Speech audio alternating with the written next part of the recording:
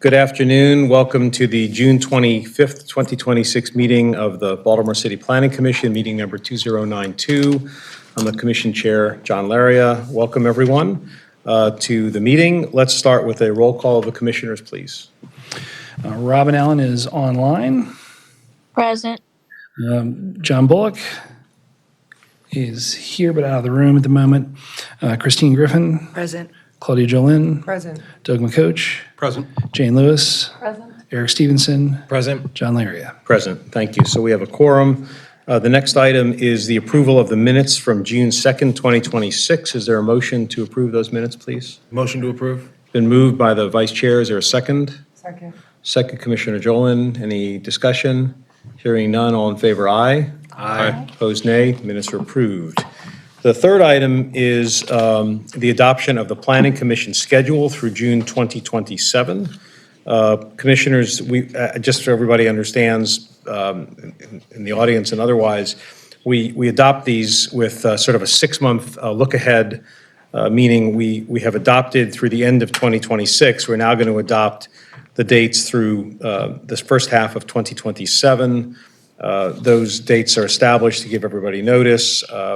We do have the prerogative to move them if necessary. We have the prerogative to add, et cetera, but right now, those are the dates that have been proposed by the staff. So first of all, before we have a motion, any questions or concerns about those dates that we should take into account? Hearing none. Okay, is there a motion to approve the proposed dates as represented in the director's memo to us of June 25th, 2026? So moved. Moved by Jane Lewis. Is there a Second. Second by Commissioner McCoach. Everybody's getting in the motions today. Any further discussion? Hearing none, all those in favor, aye. Aye. Opposed, nay. Motion carries. Thank you very much.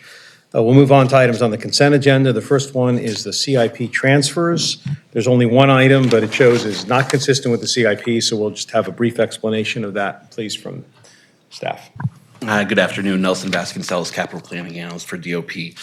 So the transfer from the June 17th BOE is a transfer from an unallocated construction reserve account in DOT to the ferry boat program. We're recommending approval because there are excess appropriations in that reserve account, and there's a state grant that was awarded, so those funds are needed to provide those appropriations. Thank you. Are there any questions of staff regarding, yes? I want to add, there was also another BOE meeting yesterday. You might not have the hard copy. There were 4 transfers. All 4 are consistent with the CIP, however. All right, just a moment, please. So those are, right, also on the site. Commissioners have hopefully had an opportunity to look at those, but they are all consistent with the CIP and therefore don't require staff explanation. I have a comment, Of course, an please. observation. Okay. This isn't a question because I'm not sure if I want an answer. I'm happy to see that money went to the harbor connector for ferries. Didn't we just hear from the harbor master about that need? And I thought that that wasn't possible, but I'm glad that it is. Thank you.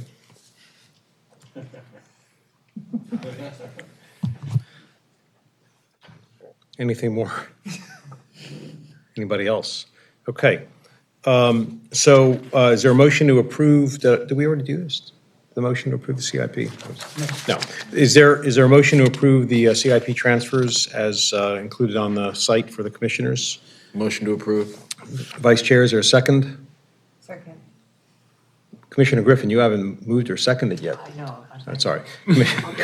Commissioner Jolin has seconded. Any further discussion? Hearing none. All those in favor, aye. Aye. Opposed, nay. CIP transfers are approved. The next item is on the consent agenda is final subdivision revised development plan for Madison Park, Reservoir Square Parcel B. Is there a motion to approve that revision? Motion to approve. Commissioner Griffin. Is there a second? Second. Second, Commissioner McCoach. Is there any discussion before we vote? Hearing none, all those in favor, aye. Aye. Opposed, nay. Motion carries. Now, we'll move to the items on the regular agenda. Would you please call the first one for us?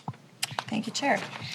Item number 6, City Council Bill number 26-0196, zoning conditional use conversion of a single-family dwelling to a 2 dwelling units in the R7 zoning district, 2243 Utah Place in the 7th District. Justin Walker will present. Good afternoon, Commission. Justin Walker, DOP, here on 26-196.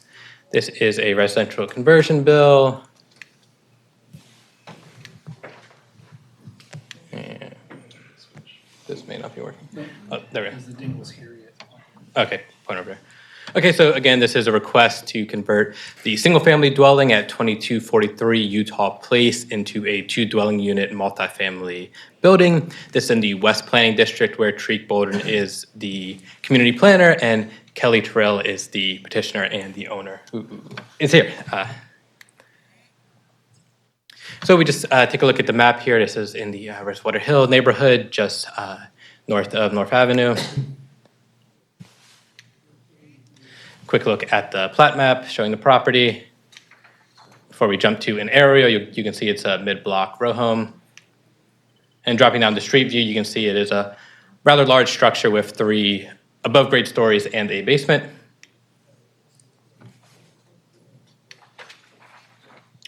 So the zoning code reasons for this bill are, of course, section 9701 requires conditional use by city council ordinance for conversion from single-family to multifamily in the R7 and R8 zoning districts. This is located in an R7. As far as the bulk and yard standards are concerned, 750 square feet per unit is required in R7, 1,500 square feet total. Subject lot contains just over 3,000 square feet, therefore variance is not required. The bulk and yard standards are met. So that leaves us with solely the conditional use approval per section 5406, as is reflected in the staff report for each individual item. Staff finds no reason to believe that a multi-family dwelling would be more impactful at this property than in any other similarly zoned location.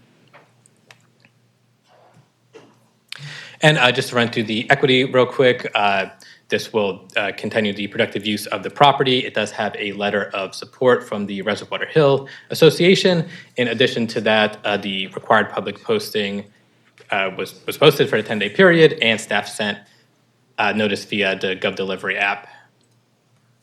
And I did want to note one more thing that'll be relevant, not to this specific bill, but when we move into the ADU discussion later on. One unit, there's 2 proposed units here. One is 4 bedrooms, one is a single bedroom. The 4-bedroom would be approximately 3,700 square feet, where the single bedroom is 900 square feet. That is, of course, less than 75% of the larger unit, so that won't be relevant for this bill, but when we talk about the ADUs, this is an example of the type of legislation that will be impacted by that bill. But as far as 2243 Utah Place, staff recommendation is approval. Thank you. I would note is the applicant here? Yes. You're sitting in the applicant's usual seat, so I assume you're the applicant is here, and we'll get to that in a moment. I do want to acknowledge in the record a letter from the Reservoir Hill Association, a nice, thorough, thoughtful letter in support. I would note for the record, and I guess I'll just ask staff. I mean, it shows up on the electronic site as conditional support. I didn't see it as a conditional support letter. I'm not trying to recharacterize it, but it just seemed like it seemed actually to complimentary of the applicant and the process and so on, and then it offers support. Is there a reason that it's characterized as conditional, or you think that's just kind of a? That would have been how I captured it, Mr. Chair, and I'm high-speed skimming the letter, so I thought I saw okay. a couple of concerns. I didn't want to mark it as just support, just to make sure. Okay, I mean, the letter speaks for itself, but I just wanted to make sure it was accurately characterized, that's all. So, okay, does the applicant want to come up, please? Talk a little bit about what you're proposing to do here. I think it's relatively obvious, but a little context would be great. Yeah, absolutely. So my name's Kelly Dale Terrell. I'm the owner, occupant of the property, and when I purchased it back in 2011, the basement was at one point a separate unit. Actually, the house was 4 units at one point, but had been converted back to single family when I bought it. And for whatever reason, that basement unit was just sort of there. So I'm at a point now where I'd like to make that basement into a separate unit where I can use it as a potential in-law or something like that. So the house, it's a original home from 1896. It's almost everything in it's preserved a way that it was built, and I intend to leave it that way. The only change that I would be making is that the basement would be a unit which already has its own entry and exit way on the lower level. So for a matter of like next steps for me, if this is approved, then I'm looking to get a separate meter put in and do the electricity separate down there. But that's pretty much the extent of the change. Good, thanks. Questions of the applicant from the commission? Okay. Is there anybody else here who wishes to be heard on this item? In favor or opposed? Seeing none, okay. All right, any discussion from the commission before a motion? Commission questions, discussion? Hearing none, is there a motion to adopt the findings? I think the actual recommendation would be to adopt the findings and approve in terms of the conditional use. So is there a motion to adopt the findings and approve the staff recommendation? So moved. Moved by the vice chair, is there a second? Second. Jane Lewis from the mayor's office, thank you. Is there any further discussion? Hearing none, we'll have a roll call vote on the item, please. Robin Allen, Approve. John Bullock, Approve. Christine Griffin, Approve. Claudia Jolin, Approve. Doug McCoach, Approve. Jane Lewis, Approve. Eric Stevenson, Approve. John Laria. Approve. Thank you very much. Thank you, sir. Thank you, Mr. Walker. Okay, we'll move on to the next item, please. Item number 7, City Council Bill number 26-0204, rezoning 3840 Bank Street in the 1st Councilmanic District, and Brandon Canoia will present. This is a rezoning of 3840 Bank Street, going to be potentially rezoned from I-1 to IMU-2. The petitioner is Councilmember Parker at the request of Redemption City Church, care of Caroline Hecker, property owners Bank Street Partners LLC. This is in the Eastern District for planning, and the community planner is Imani Fox. This is the site. It's about 2,500 square feet at the corner of Grundy and Bank Street in the Highlandtown neighborhood. The eastern edge of Highlandtown is South Haven Street that you see right there on the east side of the map right here. Square meters? Oh, that is square meters. Sorry about that. Actually, 2,300. Yes. Yes, so quite a bit bigger than the square foot number I gave you, so I apologize for that. Working in Europe. Is that like a World Cup thing? What are we doing here? Unfortunately, one of our softwares defaults to square meters and the other one defaults to square feet, so that one's a clerical error on my part. Everybody but us in India. This is a site that's historically been an industrial site. It was formerly the I.C. Isaacs & Co. manufacturing facility for clothing. It's a one-story building, and then you can see on the Sanborn map, there's a raised portion that's more like a half to a full story up there. This is the site from the looking north towards the Orangeville industrial area that's way farther up to the north, and then looking from the south. Come on. This is still the same site. Let's change it. Yeah.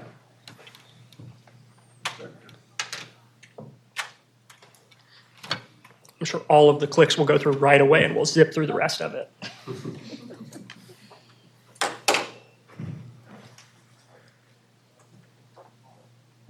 There we go.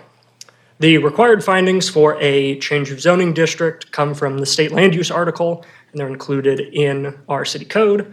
So the board is required to find that either a substantial change in the character of the neighborhood has occurred, or there's been a mistake in the existing zoning classification.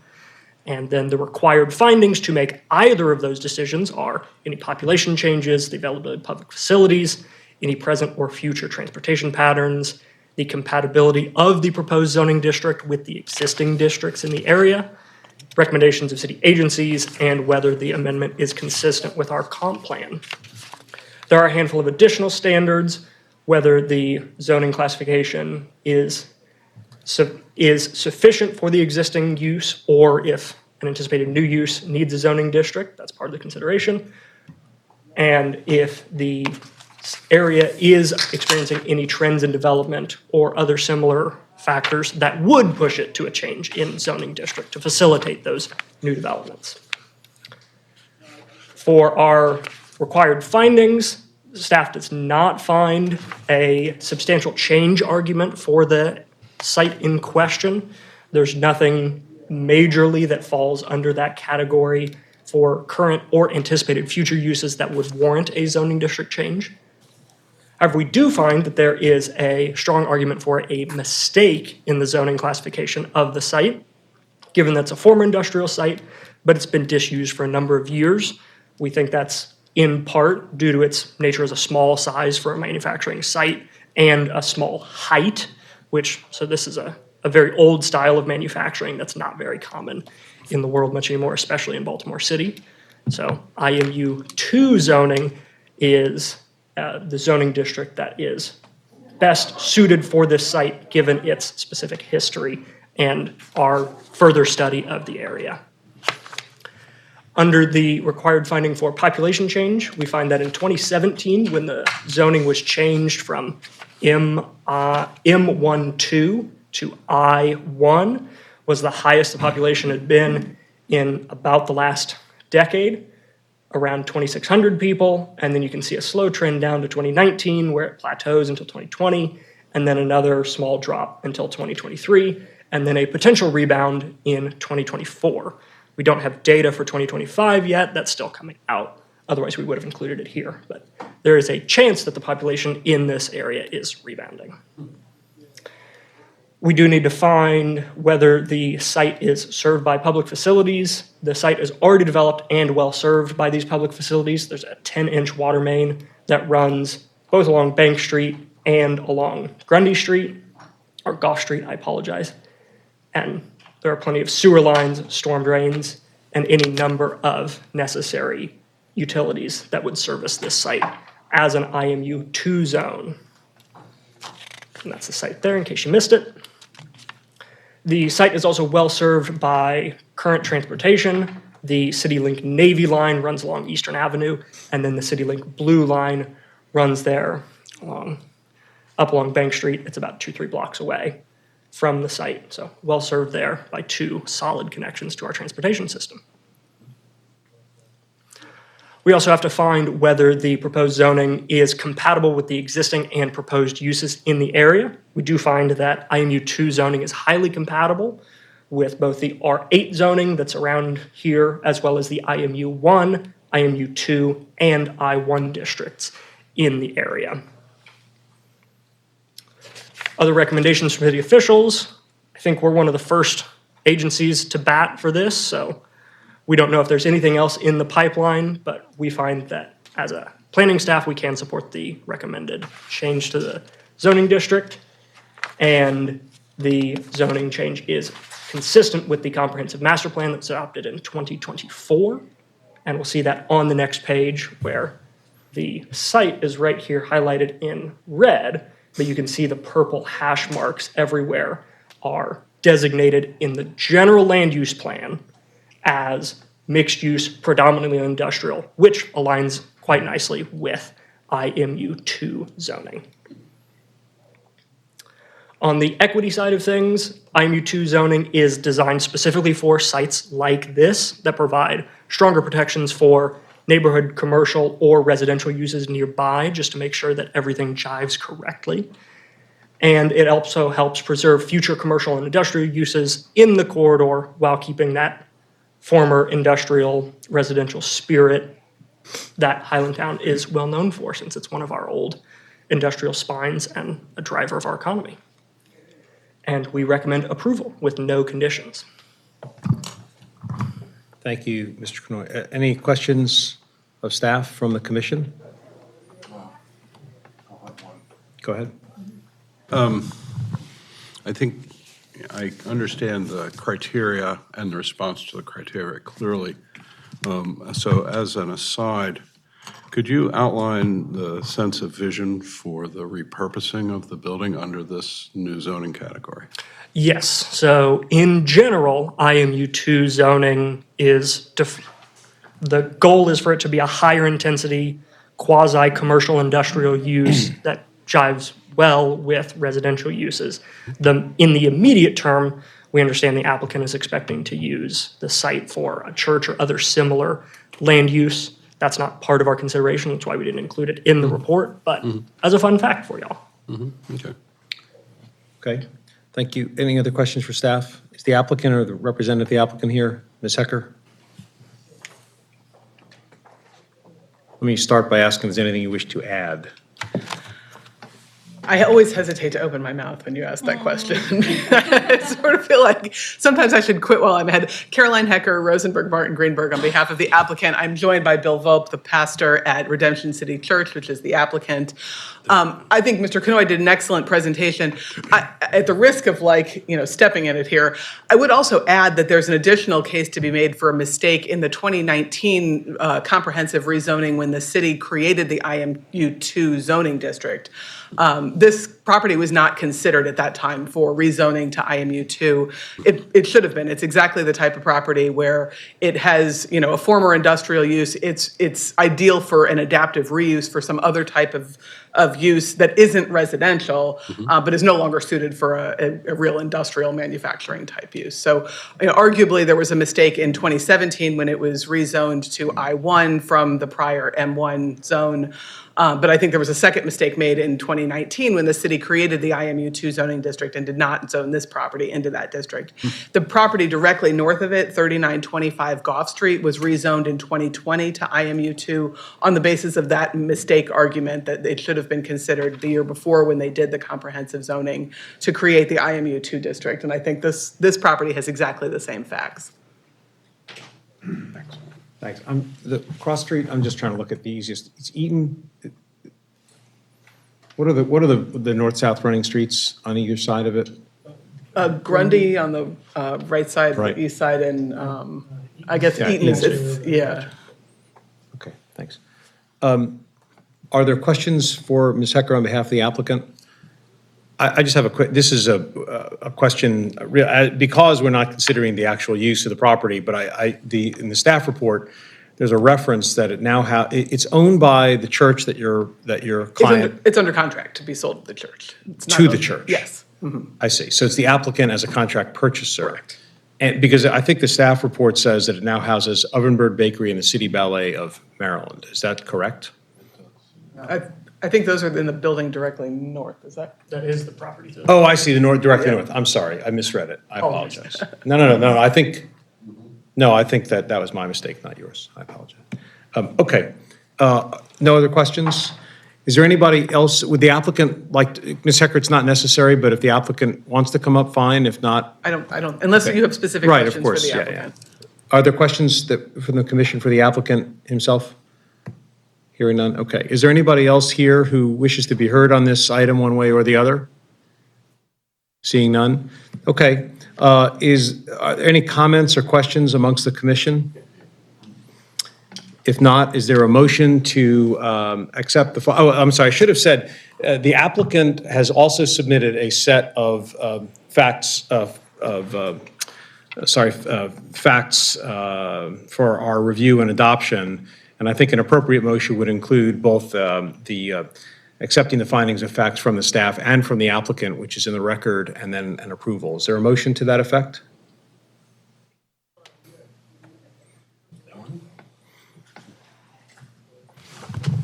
So moved. Second. It's been moved and seconded by the vice chair and the councilman. Is there any further discussion? Again, the motion is to adopt the findings of fact from the staff and from the applicant in the record, and to recommend approval of the rezoning. Okay, no further discussion. We'll have a roll call vote. Mr. Tiso? Robin Allen, Approve. John Bullock, Approved. Christine Griffin, Approve. Claudia Jolin, Approve. Doug McCoach, Approve. Jane Lewis, Approve. Eric Stevenson, Approve. John Laria. Approve. Thank you very much. We'll move to the next item, please. Item number 8, City Council Bill number 26-0205, rezoning 432 East 32nd Street in the 14th Councilmanic District. Austin Davis will present. Alrighty. Hello, everyone. And right now I'll start with the plat map. So here outlined in red, we can see the property 432 East 32nd Street.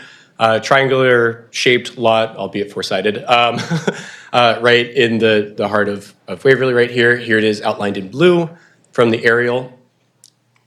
Here's an axonometric view looking northeast. And here's our current zoning. So you can see it's in this C of C1, our predominantly pedestrian-oriented commercial. There is some C2, C3 around it, and then mostly residential, R7, R6, R8 in the surrounding neighborhood. And then I also have our general land use plan, which did designate it as mixed use, predominantly pedestrian-oriented commercial as well. Just getting into the site conditions, like I mentioned, it's a triangular, well, technically probably a trapezoidal parcel shaped at 32nd and Merriman, right behind Greenmount. It's long functioned as, effectively open space, if you ask me, as a portion of the Waverly Farmers Market. I've been going to it for 20 years and it's been there the whole time.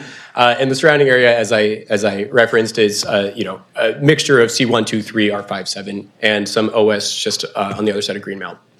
Like I said, it's, the Waverly Farmers Market's, to me, the primary and long-standing use of the site. It's the city's only year-round farmers market, also accepts SNAP, and we would also say that an OS designation does conform to our plans. As just covered, we are required to have various findings and findings of fact. Staff has elected a mistake in the existing zoning classification. And going through, like I said, the subject properties functioned as an open space and utilized in conjunction with the farmers market. While currently zoned C1, the parcel size, the kind of configuration of it, and the long-standing open face function really do, in my opinion, distinguish it away from the other commercial properties in that strip of Greenmount. And the physical characteristics as well, would lend it to be more open space as opposed to commercial. Here is from the zoning table. This is 7202 OS permitted uses, and we can see that farmers market is in here. And how would a rezoning affect the use of the farmers market? And I thought it would be important to also have this in here, which is section 203 transition rules. So if a pre-existing permitted use is reclassified or there is an amendment, then it may be continued as a lawful conditional use subject to conditions, and any subsequent change must be approved. So assuming they're not planning to build like a large pergola or something on it, we can expect and continue to have the farmers market operate in a permitted status given this change. Our findings of fact, the proposed rezoning is just a single parcel, is not really anticipated to have any measurable impact. However, the ACS-based demographic summaries indicate that the Waverly area has experienced a modest year-over-year population decline of around 3 to 4%. By some contrast, though, portions of Greenmount West and the immediate corridor have shown a moderate short-term population growth, with recent ACS summaries showing around 6 to 7% consistent growth and turnover. So we can see that it's a moderately stable, if anything, because those percentages are quite small. The area continues to be adequately serviced by municipal water, sewer, public services, and Greenmount Avenue is our primary north-south arterial bus system, as well as 33rd being a very, the 22 runs down there as well, and the 19 and the 3. So, pretty strong transit corridor. The compatibility, this is, like I said, as said before, with the longstanding use, this will be very compatible for it. There have been no recommendations or anything from other agencies or officials that would go or oppose this change in zoning. And as previously mentioned, it is consistent with the goals of our comp plan. In the short term and immediate term, like I said, not a material change to what's going on. I do want to point out, though, that over a long term, the OS designation would limit the potential for a more intensive commercial development on that parcel. So it really would just maintain the status quo of the open space there.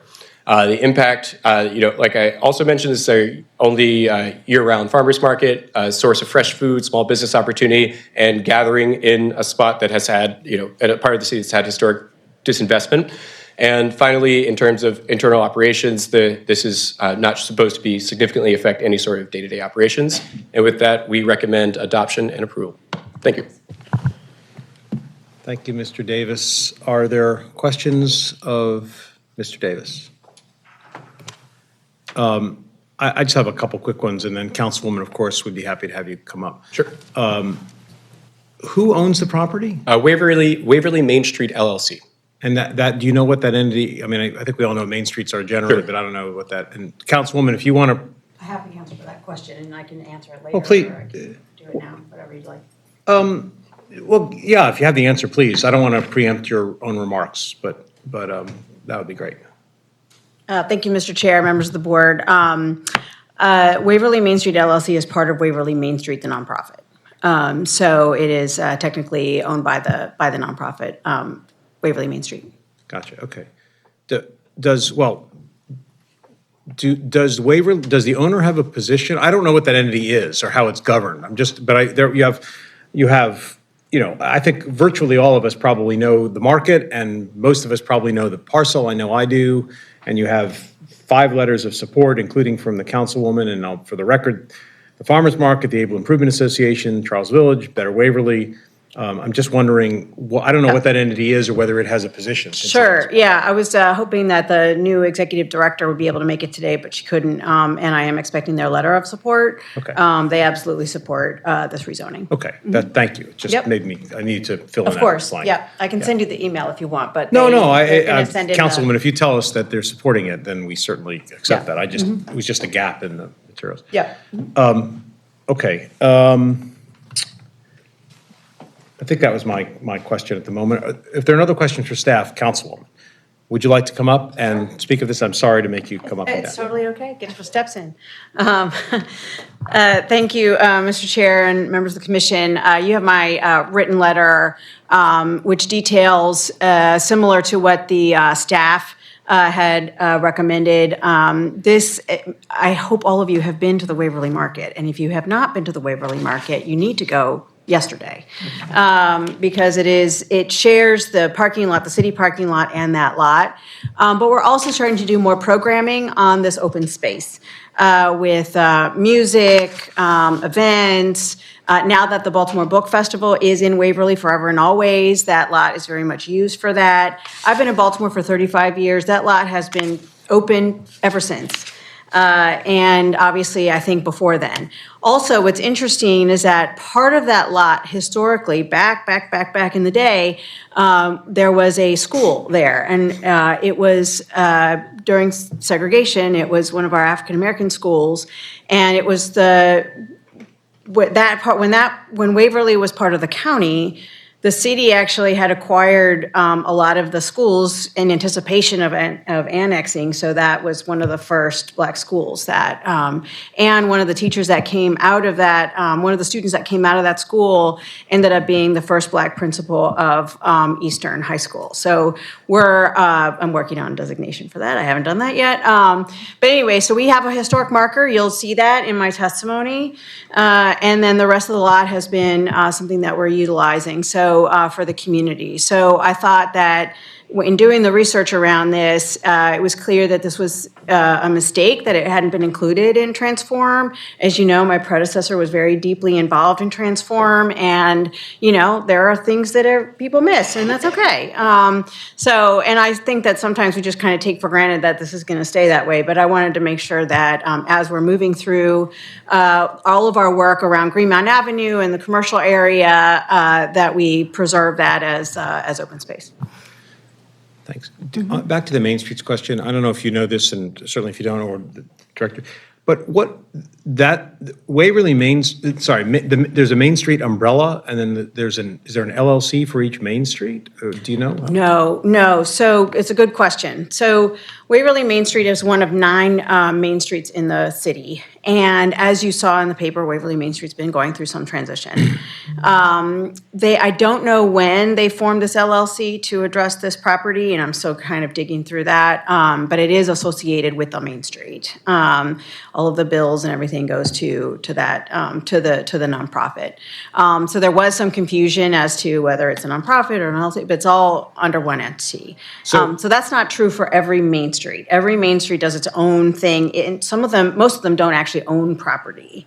I don't know how Waverly Main Street came about this property, so we're still digging through that, but again, this rezoning was to make sure that this stays the way that it is as we do our changes around Greenmount. So the LLC was formed, and it was formed to own this Yes, parcel. that's It's not a broader operating Correct. entity. Correct. And do you know does the Main Street entity is it an entity? It's a legal entity, the Waverly Main Street is a nonprofit, just like all of the 9 Main Streets. Gets operating dollars from the city. We were able to increase it from 77.5 this year to 85 that we just passed in the budget that we just got signed. And so each of the 9 Main Streets gets funding from the city. They also fundraise. Their work is to market the area as well as attract more businesses. As you know, we have a lot of challenges along Greenmount, particularly around our vacant properties, which we are working diligently on, and the Main Street will be part of that. And again, as you saw, Main Street is in transition right now. And but the board, I have actually been working with the board and the new ED every Friday. We get on a call to make sure that we're going through all of the things that need to be done in order to, as you know, I've done organizational development in the past. So not like I have time to do that now, but we have to make that happen because it's a really important entity for our area. And as you saw from the letters of support, the communities are really starting to come together around the vision for Greenmount and to help the Main Street entity be successful. Got it. Thank you for all that helpful information and Sure. education. I really appreciate it. And I'll make sure you get the letter from Main Street right away. And thank you, Councilwoman, for your leadership here. I know you're spending a lot of time on the Waverly Main Street. Yeah, I think there's so many great things that are about to happen on Greenmount Avenue, and I'm really excited about it. And one of our vision is really to make this much more of a bridge than a dividing line. If you've read Black Butterfly, this is the boundary or one of the boundaries. And so we want to eliminate that in a way that the area becomes not just a destination for others, but is useful for the entire community as a way to unite us. So it's exciting. Book Festival is gonna be there forever and always, so that's really helpful as well. So I appreciate your support. Thank you. Pete's Grill is one of my backgrounds for. Yes. Well, Thai restaurant is going to open back up very soon, so we're really excited about this. Yeah, no, I'm grateful they decided to stay in Waverly. I had to do some arm twisting, but we're going to get there, and they're going to be open very soon, so I'm excited about that. Thank you. Are there questions for the Councilwoman from the Commission? Okay. Are there others here who want to testify in favor or against this item? Is there anybody online, Mr. Tissot? Okay, hearing none. Any other discussion from the Commission before we move to a motion? Seeing none. So is there a motion to accept the findings and recommend approval of the rezoning? So moved. Councilman, is there a second? Second. Commissioner Allen. Now we've got everybody covered. Thank you, Commissioner Allen. I needed to make sure to get in with the gang. Is there any further discussion on the motion? Hearing none, we'll have a roll call, please. Robin Allen. And I forgot to unmute again. Approved. Thank you. John Bullock. Approved. Christine Griffin. Approve. Claudia Jolin. Approve. Doug McCoach. Approve. Jane Lewis. Approve. Eric Stevenson. Approve. John Laria. Approve. Thank you very much. Thank you. Thank you. We'll move to the next item. Councilwoman, don't go too far. I know. We'll see me again. Thank you. Item number 9, City Council Bill number 26-0206, zoning conditional use, parking lot as a principal use, 1732 to 1736 Gorsuch Avenue in the 14th Councilmanic District. Brandon Canoy will present. Good afternoon, Commissioners. I'm on time for this one, so I won't leave you with dead air. This is a request to permit, subject to certain conditions, a conditional use parking lot on the properties located at 1732 through 1736 Gorsuch Avenue in the Coldstream Homestead Montebello neighborhood. This is petitioned by Councilmember Ramos at the request of Civic Works, care of Drew Tilden. The property owner is the mayor and city council. This is in the Northern Planning District, and Marie McSweeney Anderson is the community planner. This kind of gives you a generic idea of where this property is in the city. It's basically smack dab between downtown and Morgan State. And if we zoom in a little closer, you can see that Hartford Road, it's not labeled on this map, but that's the bottom right corner down there. And then the subject property is right there in the center of our map. This is looking north, trying to see the site. There are some trees on the site. Some of them are nuisance trees, others are closer to full grown near the rear alley. And to give you another landmark to look at, the Tivoli Eco Village proposed redevelopment is the top right corner of this picture that you're seeing right here. And then looking south, you can see the Clifton Park athletic fields are very close to this site. And then you can see from the south, the trees closer to the rear property line obscure quite a bit more of the site from this view. This is looking from Gorsuch Avenue to the site. We normally also show the south view, the opposite side of the street, but for this property, there is no street view on the other side because there's no street view running down the alley. So you're just getting the north view, unfortunately, on this one. And this is the approximate boundary of the site when you're looking at it on Gorsuch. Conditional uses have some different required findings compared to the zoning changes that we talked about earlier today. There are 3 sections of code that kind of have relevant rules. I'll quickly run through them for folks if you're joining us online who haven't heard of a conditional use before, but you're interested. The Board of Municipal and Zoning Appeals under Section 5-404 are authorized to evaluate requests for conditional use based on the evidence presented at public hearings like this one. The approval standards are going to be on the next 2 pages that we're going to see. That's Section 5-406. The general conditions that can be added to a conditional use permit are required to be reasonable and roughly proportional to the request, and they can be imposed on any portion of the use, whether that's the establishment, the location, construction, maintenance, or perpetual operation of the site.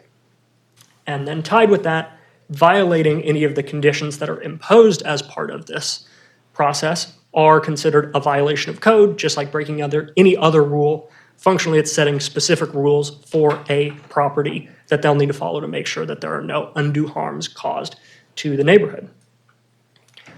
The approval standards, there are 14 of them, so I will do my best to get through them quickly and expeditiously while still making sure that we have a robust understanding of what's going on.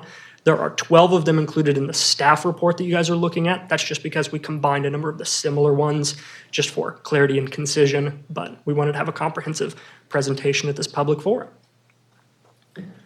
There are limited criteria for denying conditional uses. We would need to find, or the board would need to find, that the establishment at the location or construction and maintenance of it would endanger the public health, safety, or welfare. Also need to find that it would be precluded by any other law. So if it was illegal somewhere else, that would be another reason for denial. The board would also need to find that it's not contrary to the public interest or anything similar, and it would need to be in harmony with the purpose and intent of the code to deny something, which we'll get into why we don't think that's appropriate in this case. The required findings, number 1, the nature of the site, it's fairly proportional to properties in the area. It appears to be about 3 original lots, but there are a lot of double lots in this area, so it's a fairly standard size on the block. The resulting traffic patterns and adequacy of off-street parking. This will obviously, by its nature, provide adequate off-street parking, and the parking lot is proposed to alleviate existing demand for vehicle parking in the area. This isn't something where the applicant's thinking, oh, I'd love to have a parking lot, then we're gonna have a bunch of people drive in. They're already seeing that traffic coming in, and this is an effort to make sure that there's more street parking for the other residential uses in the area.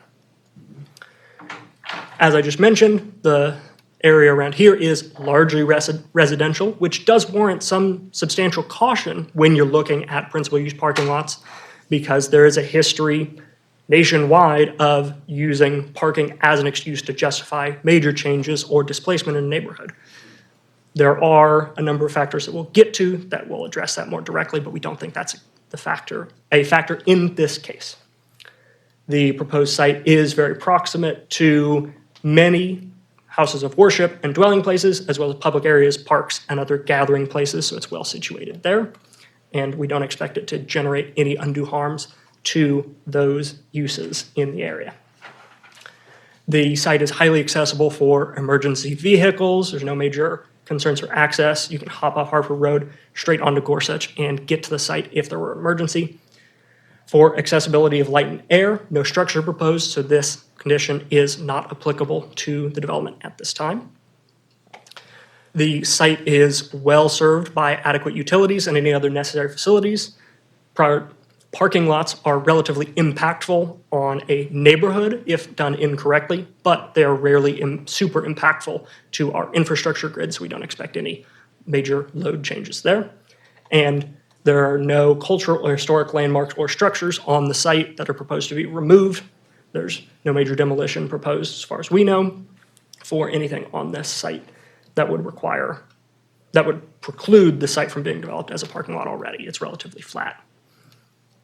The character of the neighborhood, Coldstream Homestead Montebello, is largely residential in this portion of the neighborhood. There are a handful of commercial corridors on the borders, but this is closer to the residential heart of the area.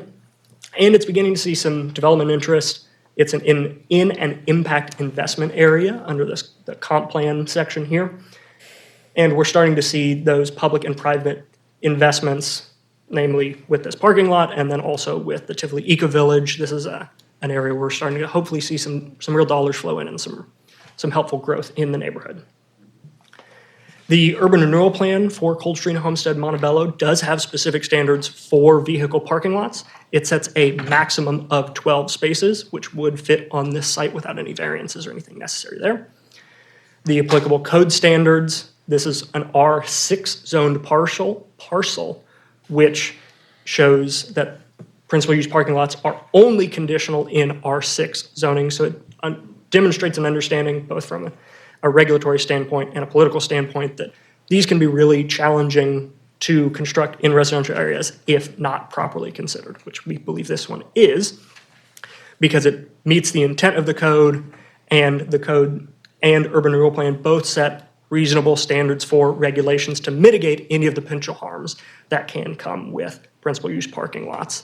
And the project in general is appropriate in the context of the site and the existing demand, as opposed to a potential nebulous future demand. On the equity side of things, like we mentioned, parking lots have historically been used to displace and disinvest in areas. However, the project team has taken careful action to select this site that's already undeveloped and will do its best to not displace anything, will actually provide more space to the community for them to use their street frontage how they see fit. And given this, we think the site is uniquely appropriate given the specific context and the current needs of both Civic Works and the neighborhood. We're recommending approval with the following conditions. Number one, that the parking lot is subject to the requirements of the Site Plan Review Committee, and that the approved plans and the approval report you get when you get your site plan approval are attached to and made part of the approving ordinance. Those are the sort of two sort of standard familiar conditions every time. Yes, sir. I think in every one that I've seen that the commission has recommended approval or the council has approved an ordinance, those conditions are included, are they not? Yes, that's very standard. Okay, are there questions for Mr. Knoy from the commission? Okay, Councilwoman, would you like to come up and be heard on the item? Thank you, Mr. Chair, members of the commission. The applicant will have a lot more details on the findings and the map and all of that, but I just want to point out, and I don't think I saw it here, and if I missed it, I apologize. The piece of land that we're looking at has been vacant for a really long time. It already has a driveway in it. So it's been used as a parking lot before. I guess he did mention it, but it's already has that. So, and it's in the past been utilized that way. So it's not like we have to recreate that. And that tells you that this was like that before. And as you'll hear from the applicant, Civic Works has recently revitalized the firehouse just down the street, and it's gorgeous. They kept the original mosaics that have been in all of our firehouses. They have offices on the top, and it will be used for their operations, for part of their operations. They're not leaving the mansion. Don't worry about that.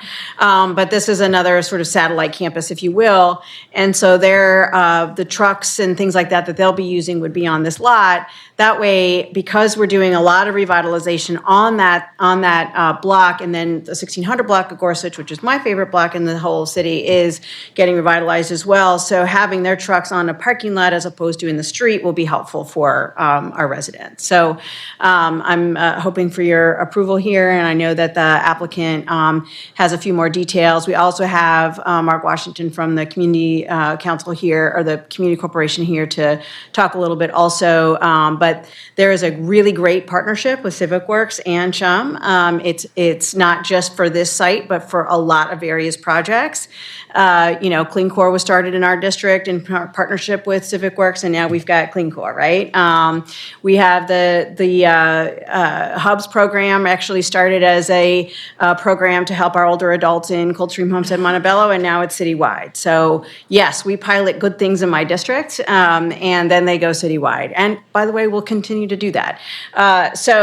This is a longstanding partnership, and so this was very strategic. It wasn't like, oh, there's a parking lot here, we can use this. It was very strategic, and so I look forward to your support. Thank you so much. Councilwoman, thank you. Any questions for the councilwoman? Thanks. Thank you. We have the applicant or a representative of the applicant. Come on up, please.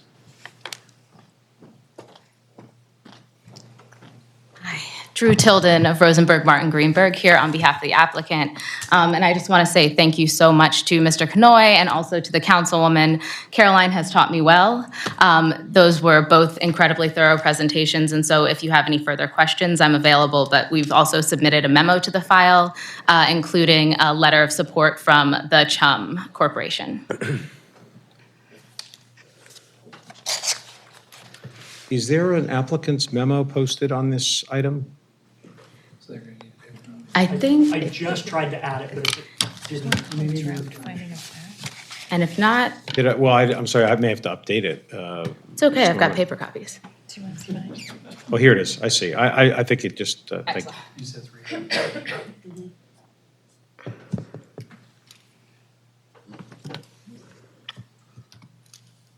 Sorry, bear with me a moment.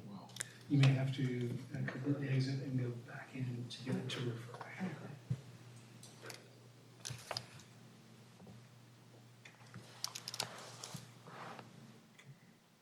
Okay, thanks. Yeah. All right, are there questions for Ms. Tilden on behalf of the applicant? No questions? Is there anybody else? Mr. Washington, sounds like maybe you wanted to speak. Is that? Yeah. Thanks.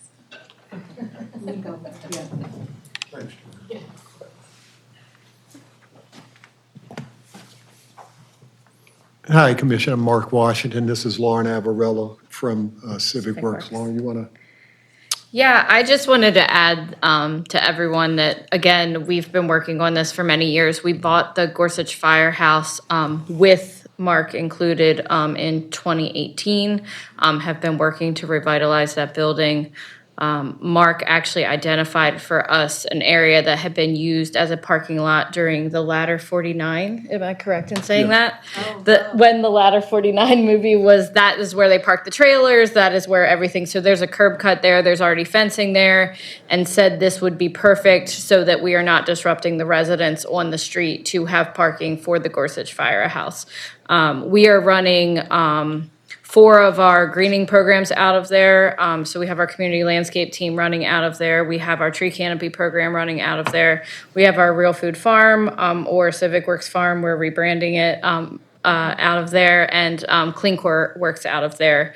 And then we also are housing the Coldstream Homestead Montebello Community Association for the next 3 years until the City College work is completed. So they are also there. They're having their community meetings there. So we do want to make sure that the residents also have parking when there is the community meetings and such happening. So. Averella, it's Averella. Yeah, the only thing that I'll add is what's been stated and restated is that it would be a blessed relief to the residents of that block. Right now, we coexist peacefully, and everyone's been accommodating and welcoming, but we need that off-street parking. So I thank you all for everything that you do. You'll have a good day. Yeah, thank you, everyone. Thank you, Mr. Washington. What's the big open lot to the left, the green lot, which on the view I'm looking at is extremely green. It's a little less green up there. I think those are city-owned. There has been some, they've been vacant for a long time. So you'll note that there's, like I said in my testimony, there's a lot of, some things have been demolished because it was unsafe in terms of the houses that were there, but others, we are rehabbing. So this is a mix of both of those. I ask, I mean, it's not only that, as obviously everybody can see, across the street, you've got, we don't know what the ownership is, and then you've got also. The ones across the street that are on the firehouse side, those are owned by the church, but the ones on the north side are city-owned. Including. That's right, yeah. Nope. Then no? No, are you looking at code map? I don't have code map in front of me. So, Go ahead. Yeah, those lots in question, I believe, are still owned by James Hairston. 1722 is a city-owned lot. I do want to give a shout out to Mayor Scott here. In that area, we are on each of those lots in that area. We have a program that's grant-funded, lots of lights. So we put up cafe lights on all of those lights to help deter illegal dumping. The shout out to Mayor Scott is that he also provided us with funding for security surveillance cameras in the area to try to tamp down on the illegal dumping. So it's an area that we are doing the best that we can with the limited resources we have to improve. And we certainly appreciate not only the Lots of Light grant, but also the support coming out of the mayor's office to provide us with the surveillance cameras to help make a dent in the illegal dumping. I ask in part because when you see this kind of investment by an organization as well regarded as Civic Works, you have one of the best community associations in the city involved. One of the best council members. One of the best council members involved. It just seems like there's an opportunity to sort of finish the job a little bit. And I just don't, I mean, it's complicated, Well, I mean, a lot of these lots are, I have to look and see my notes, which ones are in REM now. Understood. And it goes back to the conversation we had with my other bill about this. So, it's not like we're going to leave these empty. Some of them might be empty because that's one of the things that the community wants is enough green space, and looking at green space, some of them will be redeveloped. Yeah, I wasn't suggesting we necessarily have to build stuff on them, but just put them into productive community use, that's all. Yeah, so we've transformed some additional lots in and around that area, particularly on Abbotston Street. We extended Briscoe Park to where there were old dilapidated buildings. Yeah. But in that particular block of Gorsuch Avenue, we are hoping, fingers crossed, say a prayer, that we can do some infill housing there. We've approached and broached that subject with the previous commissioner of DHCD. We'll continue this conversation about infill housing along that Gorsuch Avenue corridor with Commissioner King. Thank you again. Okay. Are there others in attendance who want to be heard on this, in favor or against, otherwise? Mr. Tiso, anybody online? No. I just have one quick question. What is Polk Hartford on the right, on the Hartford Road? Is it been renamed by somebody? No, that's Polk, actually, it's not Hartford, so that's mislabeled. So that is Polk, that diagonal, and then Hartford is where you see the cars on the, right there, that Mr. Tiso pointed to. I think what they're doing in this graphic, it's not our graphic, but I think, and maybe the planning can explain, that he's labeled the alleys in a way that shows where where it is in between, but Polk is its own street. Oh, I see. Okay. There, yeah. That's all right, okay. Yeah. Not to worry, thank you. Yeah. Okay, any other questions for anybody else from the commission? Any other discussion by the commission? If not, yeah, sure, Mr. McCoach, go ahead. Quick points.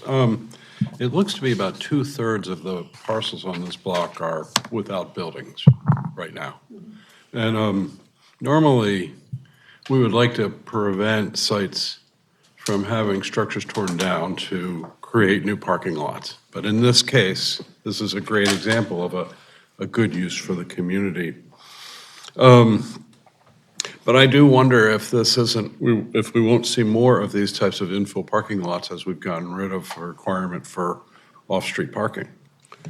Because our streets will be filled soon, and particularly if these lots are developed as residential, and we will need to find some overflow parking solutions. So I think, this is probably the best of that kind of a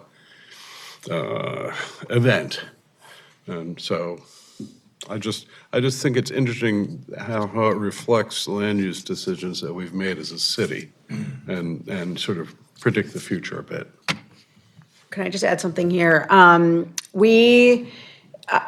I've been really clear about this. I don't like demolition. So you won't see that from me in my district. But in this case, this has been vacant for a really long time. So I think that it makes sense in terms of what we're trying to do for the whole area. But your point is well taken. Did you have a second point? The second one was simply the land use choices about Thank you. Okay. All right, if there's no further discussion, I think the appropriate motion will be to adopt the findings of the staff and the applicant, which are in the record, and approve with the conditions stated in the staff report. Is there a motion to that effect? So moved. Commissioner Griffin, is there a second? Second. Councilman, any further discussion on the motion? If not, we'll have a roll call, please. Robin Allen, Approve. John Bullock, Approve. Christine Griffin, Approve. Claudia Jolin, Approve. Doug McCoach, Approve. Jane Lewis, Approve. Eric Stevenson, Approve. John Larry. Approve. Thank you very much. Thank you. You're welcome, Councilwoman. Thanks again. Let's move on to the next item, please. Our last item, number 10, City Council Bill number 26-0195, zoning, accessory dwelling units citywide, and Justin Walker will present. Good afternoon again, Commission. Justin Walker, DOP. Here, this is all conditional use.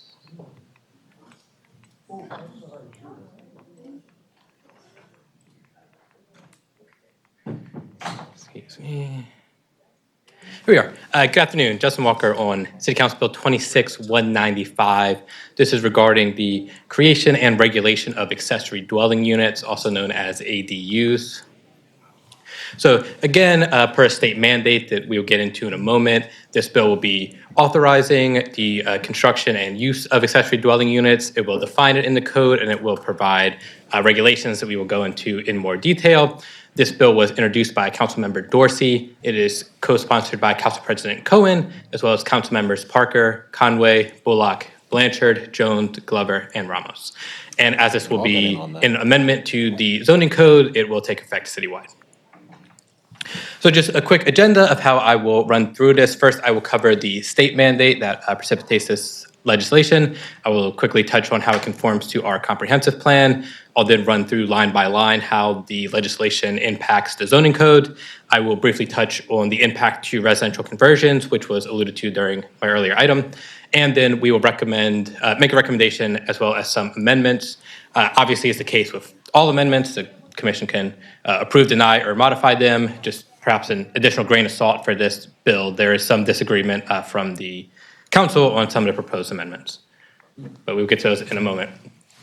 So first off, this bill was not spontaneous. The state in 2025 passed what is known as the Land Use and Real Property Accessory Dwelling Units Requirements and Prohibition Act that passed the General Assembly. And that act mandates that Maryland jurisdictions, to include Baltimore City, will adopt laws pertaining to ADUs by October of this year.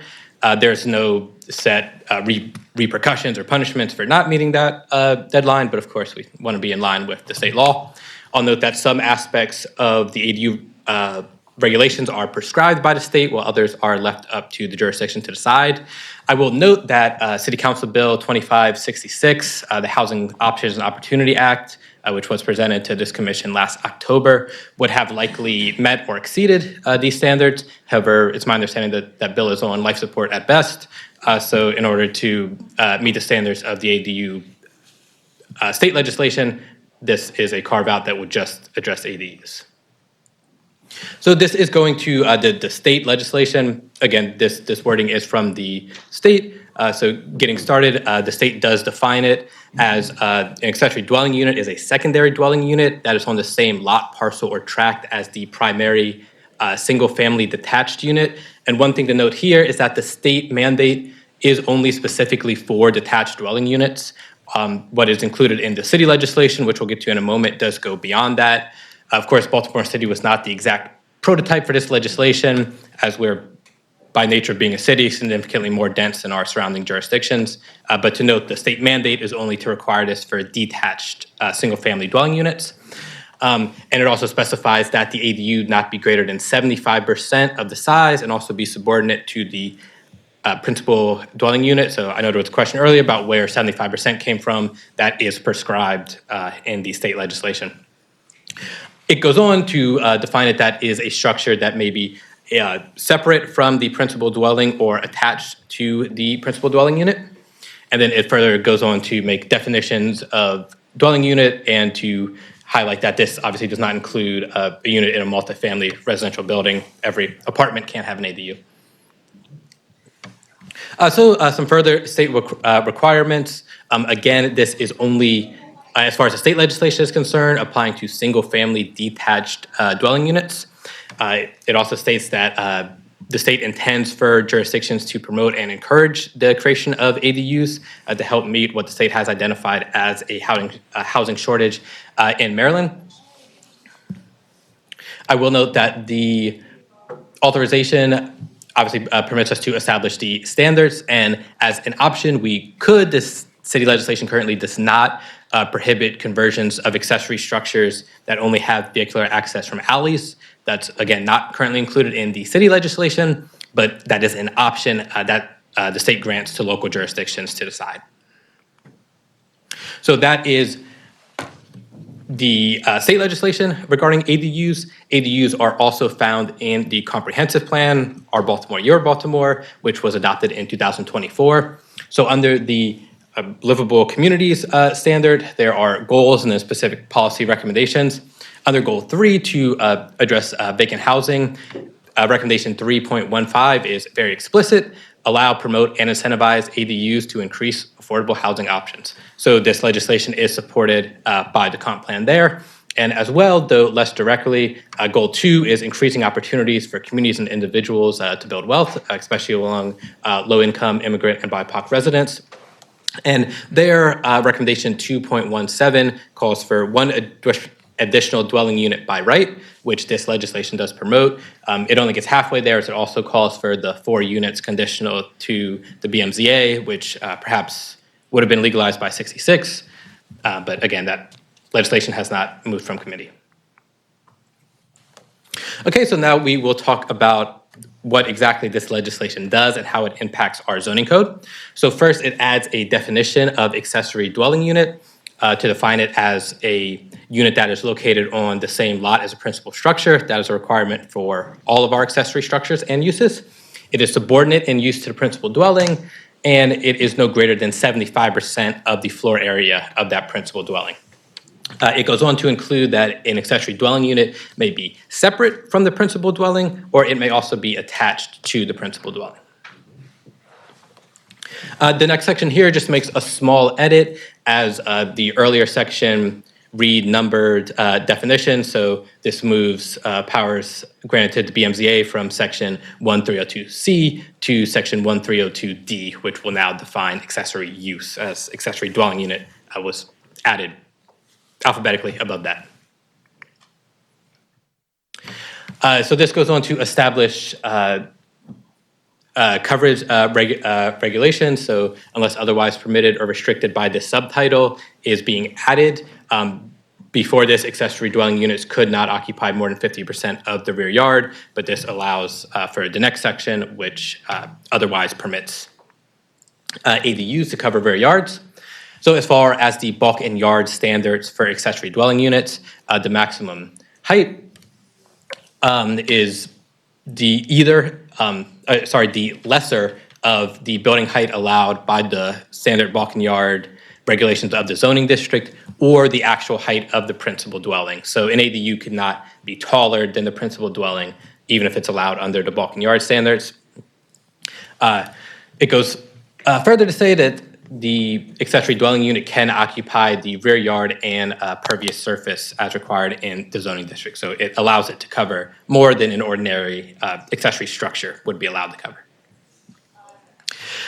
Finally, this updates zoning table 15601, which lays out the permitted encroachments into required yards. So this adds accessory dwelling unit to that table, and it allows it as a permitted encroachment into the rear yard.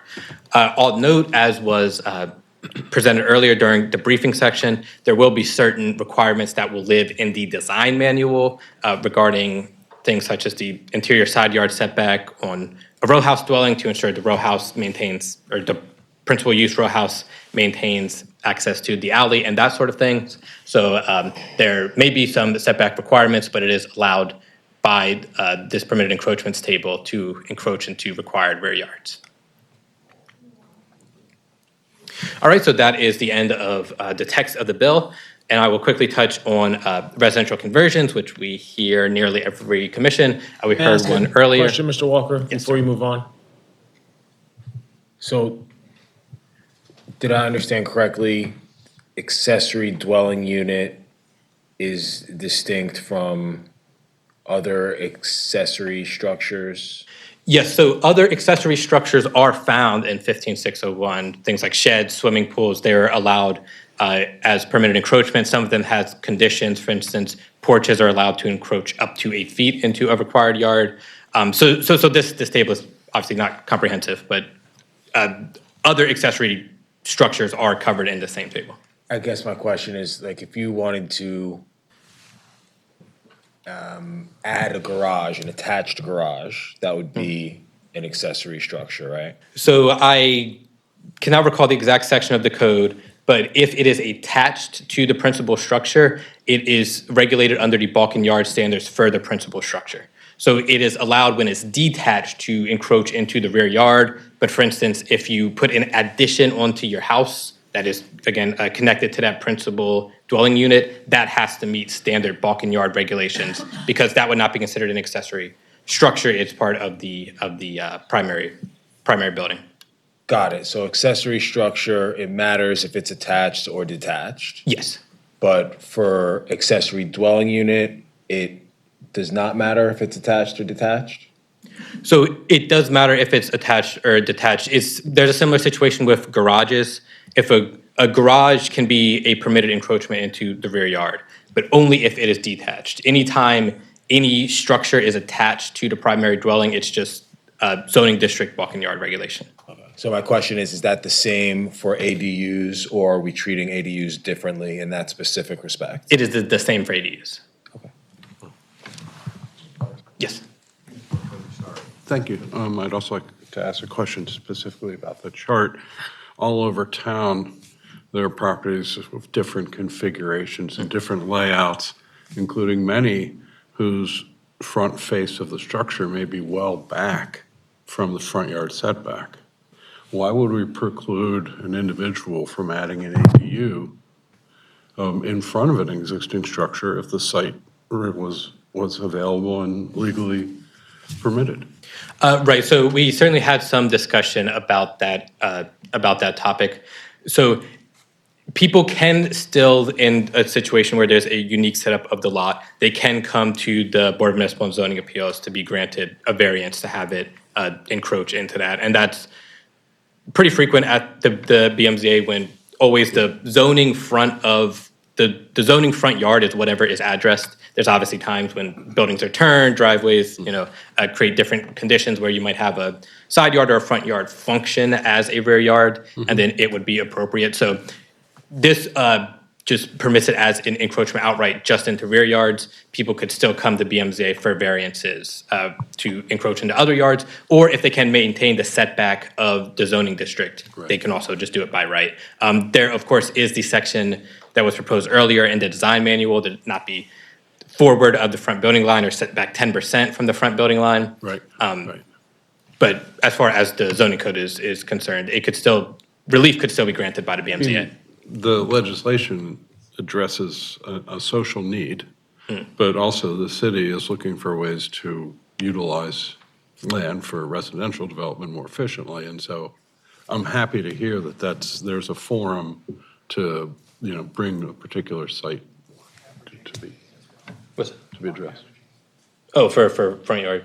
Yeah, and also there are provisions in the code that as long as you're aligning with the block face average of the block, you can be set up from that Okay, so that's code not requirement. quite, well, I mean, that chart stands as a document and will be incorporated into the language of the law, but there's still relief for Yes. special There's still other means to go about having it encroach into your front or corner side yard. Great. That would just be the BMZA. Okay. And in your specific question, just to make sure we give the full answer, if there were room between the front wall of the house and the required front yard setback, yes, you could build into that, so long as you meet all the design manual requirements, because that's the front facade. Right. Yeah, I mean, there are plenty of properties that could actually use a new look in the front. Great, thank you. Any other questions on the text of the code, of the bill? Okay, so I'll briefly touch on how this will impact our residential conversions. Of course, as we frequently hear, 9701 allows single family to multifamily in R7 through R10. If it is located in R7 or R8, that must be approved as a conditional use by ordinance. So as mentioned in the definition section of this bill, the ADU may be either attached or detached. So you can have a situation where the attached ADU is functionally similar to what would, under the current code, be a single family to two dwelling unit conversion. But because these uses are accessory, if you have a single family dwelling and then you add an accessory dwelling unit, that is still, the use of that lot is still a single family dwelling or a row house dwelling, whatever existed before. It does not become a multifamily dwelling, therefore it is not subject to the ordinary conversion standards under 9701. So as I mentioned during our earlier conversion, so long as one unit is no greater than 75% of the other unit, you can go from one dwelling unit up to two dwelling units by right with an attached ADU without going through the ordinance process. It's staff's understanding of how the bill would take effect. So hypothetically, I own a property and I can make an addition. Is it possible to reassign the principal sort of identifier to the new building and then have the existing structure reassigned as the ADU and build to 130% or so of the existing? There is language in the code that for all accessory structures, the principal structure must exist first. Great. So no, you would not be able to do that. Okay. All right, moving on to our proposed amendments, which again are for the commission to consider if they would like to adopt them. So first would be adding language to section 2 of the bill to clarify where ADUs are allowed. So the proposed changes are in red here. So currently it reads it's located on the same lot as a principal dwelling.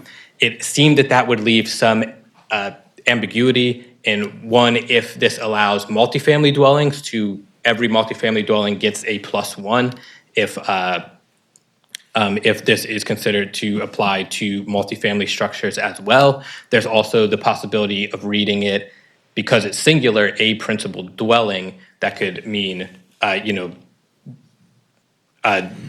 detached, attached or semi-detached are not included. So what the proposal here is just to spell out every situation in which they are allowed. So to add, it may be located on the same lot as a principal detached, semi-detached, or row house dwelling. If the legislative intent is to allow for a +1 for every multifamily dwelling in the city, multifamily dwelling can also be added to that list, just to provide clarity to readers to understand when it is allowed. What's the difference between adding multifamily dwelling, which would sort of pick up all the categories, the food groups, if you will, or just not making the change and just saying principal dwelling? And once you get to that next point, is there a functional difference between those two? So it's just that it may be interpreted in the future because it's not clearly spelled out. It could be interpreted either way. So the view was that this would make it more clear, but it may function the same. What's the either way regardless. part? I'm sorry? It can be interpreted either way. Either way meaning, what are the two ways? As in, it allows it only for a single family because it says a principal dwelling, or does it allow it for every multifamily apartment building to also have an accessory dwelling unit? So if your lot area allows you 4 units, every multifamily could then have 5 units, or whatever the case may be. So it's the Article A that is tripping you up in this interpretation, is that correct? Because A is singular? Yes, so in our discussions, and again, if we're embedded in this, we figured it might be confusing to the public at large with it just saying a principal dwelling. It could also say any principal dwelling, and that would be multiple ADUs on a multifamily dwelling lot. I don't think we want that, right? So it was our best guess that it was intended to allow an ADU for single-family dwellings in whatever construction type that it may include. That was our best guess. If the intention, however, is to allow an ADU to exist with multifamily dwelling buildings, then reverting back to the text would cover it, though there may still be potential for confusion.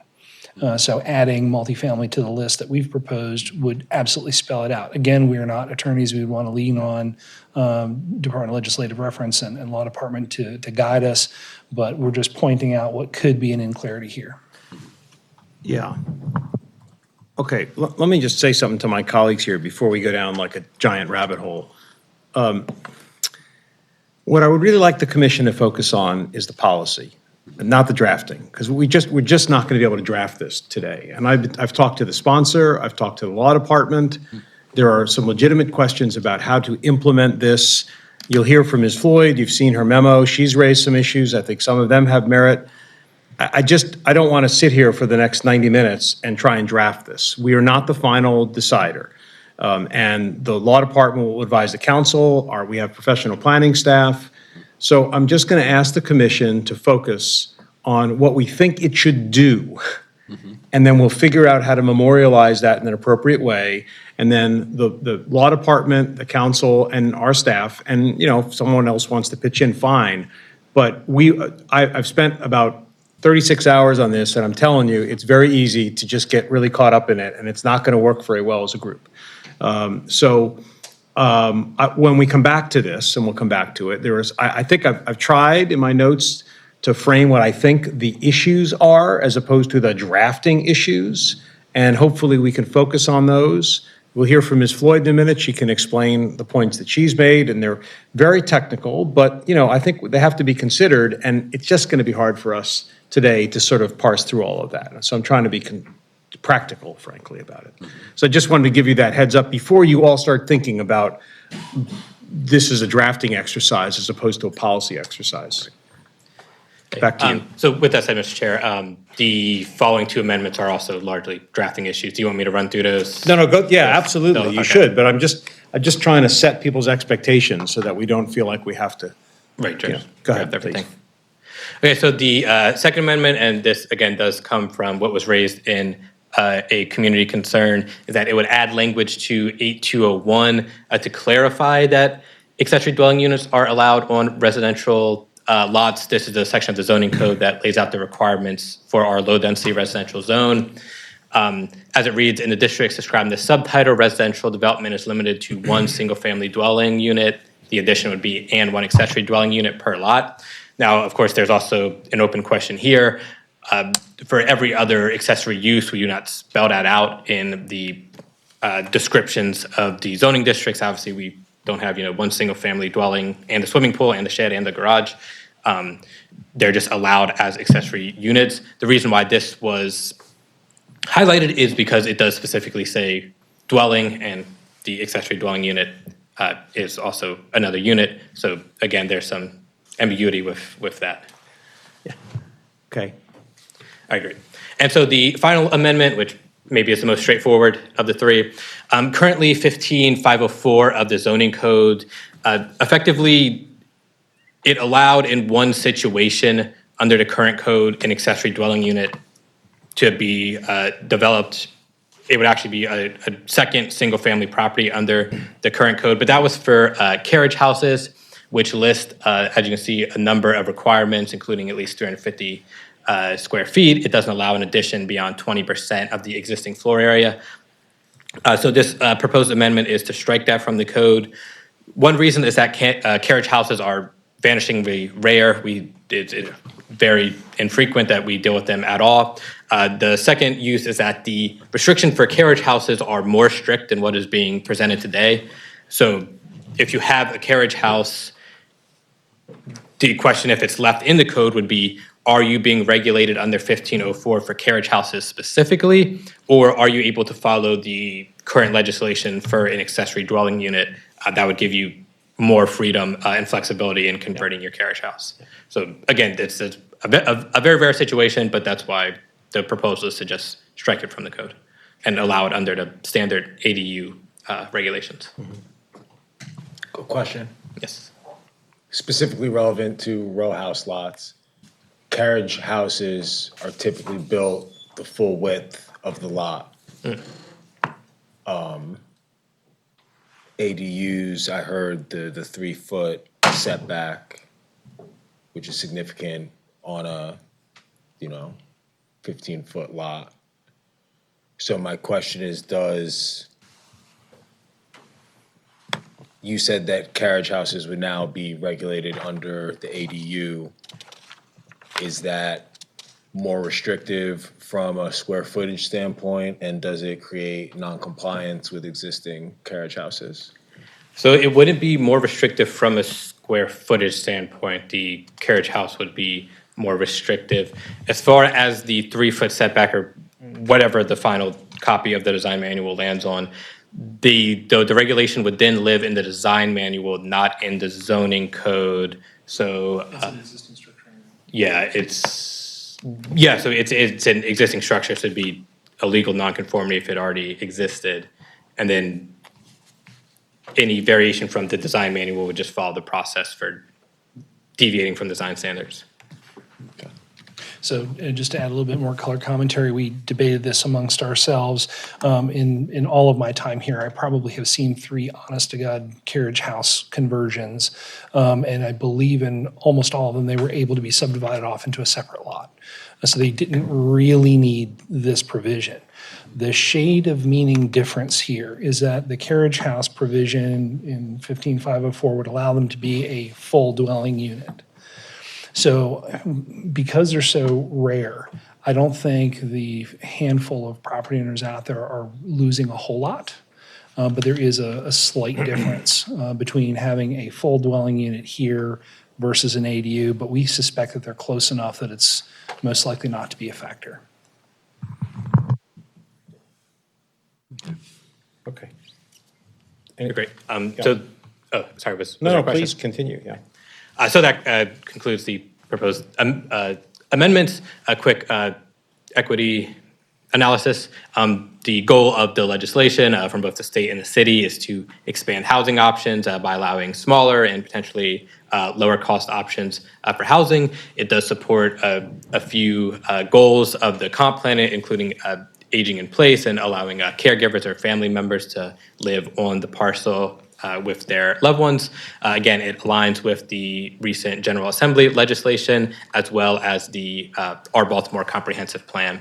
And as far as notification, notification of this hearing was sent out via GovDelivery to approximately 17,000 subscribers.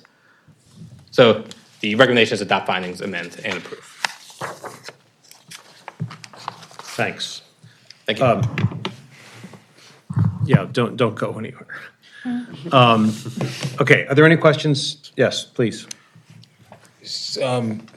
Thank you, Mr. Walker. So you mentioned when we heard the case on EUTAW Place, how this bill might affect multi-unit conversions. And so is that correct? If this were to pass, instead of doing a 2-unit conversion, you would just call it an ADU? That is my understanding. I suppose if a developer was so inclined, they could still go through the ordinance process to get it as a multifamily dwelling. But how I'm understanding is that because it can be an attached ADU, nothing is prescribed on where it is attached in the building. So if you convert your basement into an apartment, that becomes, and it's less than 75% of the secondary unit or of the primary unit, then that would just be an ADU and would not be considered multifamily. And the classification of the property would remain single-family row house or whatever it was before the ADU was added. And that's our intent? We're fine with that? Believe that was the legislative intent. Okay. Okay. Ms. Floyd, would you like to come up and walk us through your email to us, and we'll try and. I think I'm going to disappoint you because that's not what I came to do. Oh, well, I mean, I might ask you to do it, though. Well, you can ask but- me to do it if you feel the need to after I say what I'm going to say. Well, please, of course, go ahead. Thank you. So, because I'm really frustrated. Yeah, your name for the record? Joan Floyd, 2828 North Howard Street. And I was here in October in this room, and I testified at that time that we needed to get on with the business of crafting ADU policy that implements the state mandate, and we needed to do it with community involvement. It's June. It's almost July. Other jurisdictions have been working on this. Some have already passed legislation. At least one has convened a task force. And what do we get? We get our professional planning staff struggling to respond to 3 pages of detritus from the corpse of Bill 250066. That is all this bill is. Then that's not the way to do the work that needs to be done here. We need to start with the state law, which has been on the books now for more than a year. And it applies, as has been said, only to properties with single-family detached homes. Don't try to jump ahead now at the 11th hour and apply ADUs to semi-detached and row houses and multifamily dwellings. There are so many complications and internal conflicts within the zoning code that are caused by that effort. We've already seen a little bit of that here today. And there are other issues as well. Just start with what has to be done. You have to deal, yes, with 8201. You have to deal with the reality of the code provision that says the more restrictive provision always applies. You have to deal with the provision that says a more restrictive covenant negates a less restrictive zoning code provision. You have to deal with a code provision that says a use is not allowed if it's not in the table of uses. You have to deal with a code provision that says the number of units allowed is based on lot area. You have to decide how you are going to deal with historic preservation. You have to decide how you are going to deal with short-term rentals. You have to deal not only with height and setbacks, but also with access. And all of that and more just for properties with single-family detached homes. All that in itself is overwhelming. The 100-plus neighborhoods with these properties deserve a thorough understanding and a thorough process. And I believe I said that in October as well.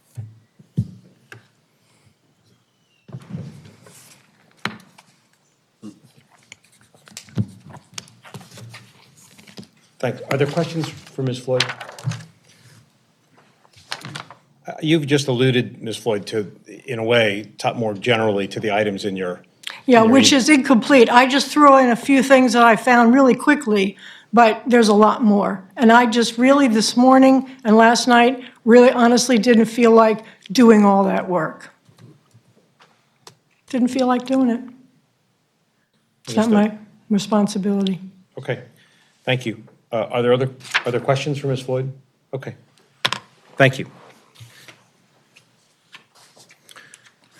Well, I'm certainly happy to hear, it's whatever the commission wants to do, we will do. I'm just trying to provide, as I said earlier, some framework.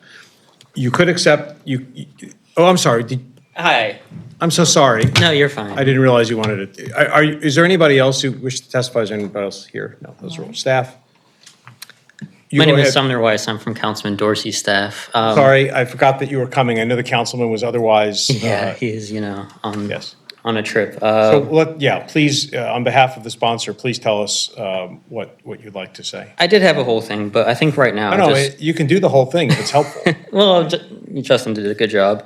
I did want to note that MDP does in their model local ADU ordinance do say that MDP encourages local governments to expand on the requirements of their ADU law. And so when we go to talk about semi-detached and row houses, that was our legislative intent. We are asking that the commission do not amend or recommend without the amendments. We'd like to hear from the law department and have that discussion in the Land Use and Transportation Committee. We are, but like as I did say, expanding this to row houses and semi-detached is our legislative intent. Very specific point. Row houses, semi-detached, and multifamily dwellings? Multifamily dwellings is not part of our intent, not in my conversations with the councilman. Okay. So you're just addressing the question that I think is an important, and I would put that at the moment in my sort of dichotomy into the policy policy part, which is, what sort of structures, what sort of uses are we applying it to? And you're saying that it was, on behalf of the councilman, it was the sponsor's intent to expand it from the state to beyond the mandated, if you will, detached to the other classes of uses, which are semi-detached and row houses, correct? Yes, that's correct. When crafting it, we did recognize that the intent with the overall, here, I will go to my notes.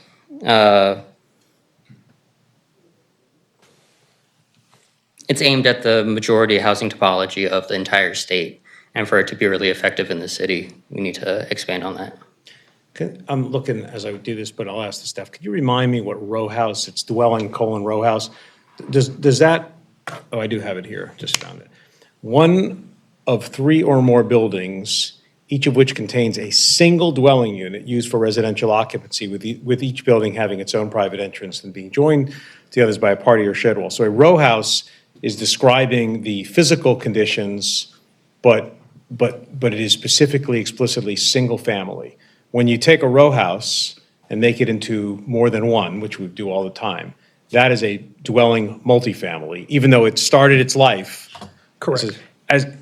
So a building that was purpose-built multifamily is a dwelling multifamily. A building that was purpose-built row house, single family, but has been converted over time into units is also dwelling multifamily. Correct. Dwelling row house means single family. Correct.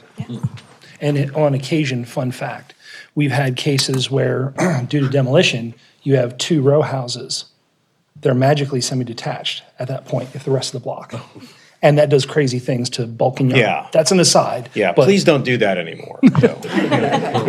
No, I'm kidding. If it's relevant, please do it, but fun facts, I don't know it.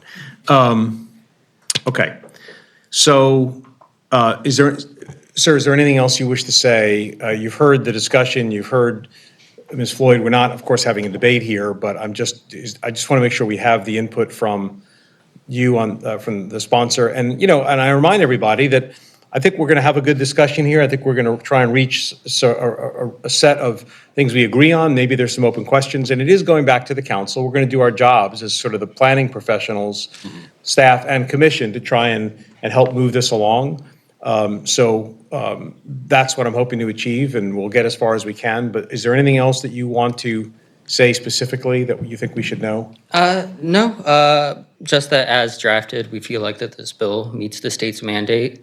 And I really do want to emphasize the accessory use framework of this, especially when we're talking about the amendments.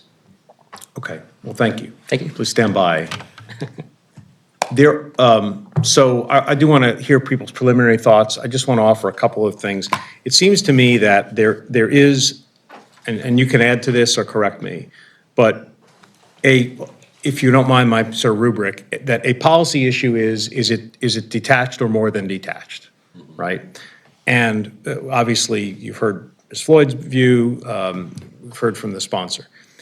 I think you can also pretty definitely, with the staff's advice, get to the question of whether we need the carriage house section or not. I think that's kind of its own thing.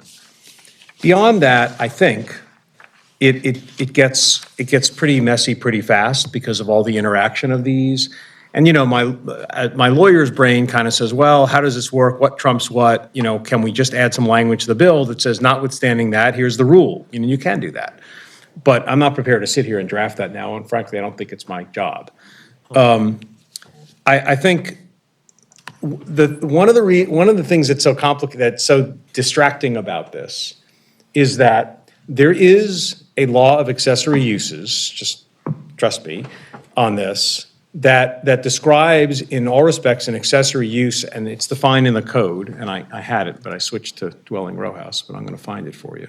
Please give me a second. An accessory use means a use that is customarily incidental and subordinate to the principal use of the lot or principal structure served and is located on the same lot as the principal use or principal structure served. And there's loads of cases, case law, et cetera, about that. The one that just comes to mind for purposes of illustration is whether convenience stores, whether a gas station, there was a case about this, whether a convenience store, modern convenience store typically has a gas station, and is that customarily incidental, which is a whole fact question, and is it subordinate, or is it maybe, and the case was maybe it's the other way around, maybe the convenience store is subordinate to a gas station, because most gas stations have a little convenience store. But now you took a larger modern Royal Farms or Wawa, what is that, right? So there's a lot of reason why there's a lot said about accessory uses. It's kind of unfortunate this is called an accessory dwelling unit, because it's kind of messing things up. I'm not saying they shouldn't call it that, because that's what the entire world calls it, and we can't just call it something else for Baltimore. But it's not really an accessory use in the sort of generic accessory use form. And so I think everybody's sort of struggling with what to do and how it relates to other aspects. And I have some notions about how to do this. I actually started today thinking that it did not have to go in the use table, because accessory uses typically don't go in the use table. You do the analysis and you ask yourself whether the use is customarily incident subordinate. You go to the zoning board, you say, plead my case, the zoning board decides, et cetera, and there's lots of things that happen. That's not a use table thing. This is actually a use that's just called an accessory use. And if you think about it, if this were called a supplemental use, we wouldn't be talking as much about the accessory use stuff. It's just kind of messy. So I just mentioned that again, just hoping that maybe this will somehow help people wrap their heads around this. But to me, I still think that right now, the areas, the broad area and then this less broad area, but that it's clear enough, is that it's more than detached or just detached, which is what the state requires.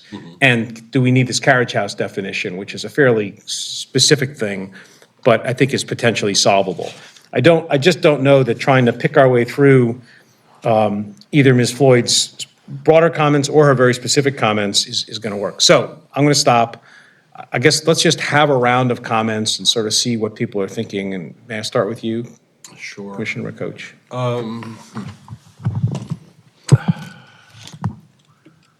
I think it's prudent to approach this from a narrower sort of set of definitions right now. The intention of the legislation is really clear to align us with the state. The objectives are good for our communities. The carriage house consideration, it really almost has chap-like considerations when you read it, like can't be at 30% higher, can't really change the structure. There are a lot of carriage houses that aren't necessarily historic, though. So but it seems incidental and maybe something better left to work out in a forum like the zoning commission. So I don't mind dropping the carriage house. The other regulations, well, they're not up there anymore. What do you need? We'll put it up. The three, what were the three amendments? There we go. Well, we had this is striking. That's the carriage house. This is the clarifying, when we say in the lower density R1A through R4, it just says the purpose, this is for a single-family dwelling. Does that include needing to mention accessory dwelling or not? And then the other structures. Yeah, in terms of multifamily and considering accessory structure to multifamily, I can't quite conceive of what that, if we have an apartment building, we have 8 units in a building, how do we actually define what the accessory aspect of that is? Is that 75% of the total structure, or is it just one additional unit? It's very fuzzy to me. So I'm not. The defined term is 75% of the floor area of the principal dwelling. I think, just to not respond, but to engage really is, what I struggle with about the multifamily is like, why, if you have a single family row house, right, and I don't know if everybody agrees, but it's not that hard to agree that in a Baltimore context, you might not limit it to detached. Let's just posit that for a second. And we have a lot of row houses. If you agree that a single-family row house is deserving of ADU privileges, it's hard to see why a single-family row house that from the street looks exactly the same but happens to have 2 units is not deserving of ADU privileges. So that's the struggle that I have. And there's no way to distinguish between a purpose-built, in the code, there's no way to distinguish between a purpose-built multifamily building and a row house that has evolved into a 2, 3, 4, whatever unit building. But I struggle with the idea that if you think that row houses deserve this treatment, it's hard for me to distinguish between a single-family row house and a row house that has become, or is built in some instances, it's still a row house. So anyway,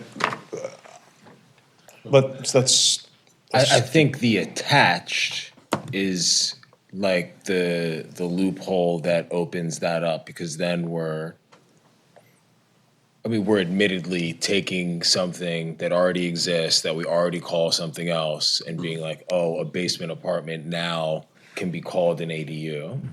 When, to me, the intent of the ADU is to take advantage of additional land. If you have a large yard that can support an additional structure, and that can apply to a single-family detached, as well as a semi-detached or a row house. Some, carriage houses in larger neighborhood, like row house neighborhoods, had carriage houses in the back. So it's the attached thing that I think opens up a lot of abuse, for lack of a better word. And sorry for jumping the line, but I'll ask this additional question. Go ahead, please. Is there any consideration of like homeowner occupied or primary resident as opposed to rental properties in this bill? Because I do think it's a little bit, the short-term rental bill that is on the books, like takes some some steps towards this same issue. And I think if we consider homeowner occupant status, it gets to your question, Mr. Chair, about is this an accessory use? Well, if you live in a house and you have a guest house, that is an accessory use. I think like a pool house, a guest house, I think that's pretty clearly an accessory use. If you have a property that you split into 2 rental units, neither one of them is accessory to the other. They're both just the use. So I think in that sort of common sense way, this is a little bit, could be more clean cut than this bill is. But my question, and you could perhaps answer, Mr. Walker, I didn't hear anything about homeowner occupancy in this bill, and should we consider that? So that is not obviously contained within this bill. I want to say that the task force recommendation that was made by the General Assembly did not advise for that to be included. And then functionally, that would create the problem of us knowing which properties are owner occupied. We do know that. And then if a person moved out, that would immediately change, their can also help. situation.